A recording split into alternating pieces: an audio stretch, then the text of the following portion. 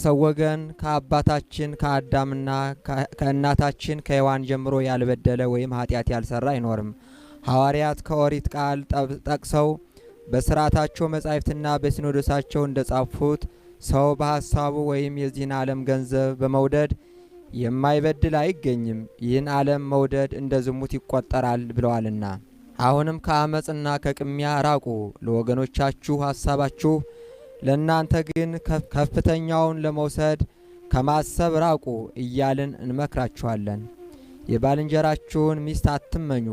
እርሻውን፣ አገልጋዩም፣ ላሙን፣ አህያውንም ይህን የመሳሰለውን ሁሉ የወንድምህን ገንዘብ አትመኝ፣ ለአንተ ሊሆን አይገባም ተብሎ ተጽፏልና። ጌታችን በወንጌል ከእናንተ በፊት ለነበሩት አትሴስኑ፣ አንዱ ከሌላው ሚስት አይሂድ ያላቸውን እነሆ ሰምታችኋል። እኔ ግን ሴትን በዓይኑ አይቶ የተመኛት ፈጽሞ አመነዘረባት ብሎ እንደተናገረ እነሆ በልቡ የኃጢአትን ሥራ ያሰበ ሁሉ በግልጽ ኃጢአት እንደሰራ ይቆጠራል እላችኋለሁ።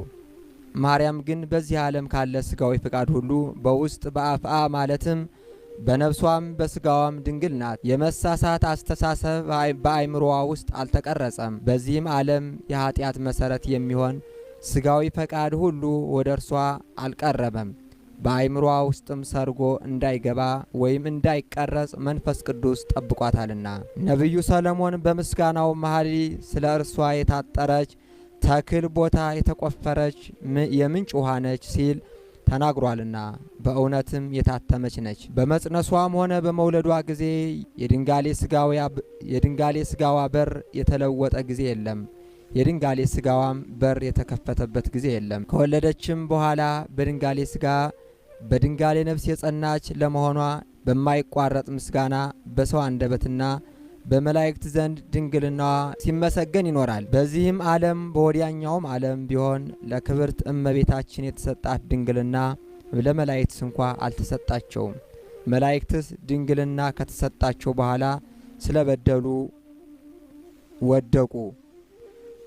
ማርያምስ በሁሉ መንገድ ማለትም በድንጋሌ ሥጋ በድንጋሌ ነፍስ የጸናች ነች። በሁለት መንገድ ማለት በቀን የሚያበራ ፀሐይን ተጎናጽፋ በሌሊት የሰለጠነ ጨረቃን ተጫምታ በራሷ ላይ ከዋክብትን ተቀዳጅታ እንደተገለጸች እንደዚሁ ሁሉ ያለመለወጥ በሁለት መንገድ ማለትም በድንጋሌ ሥጋ በድንጋሌ ነፍስ ጸንታ ተገኘች።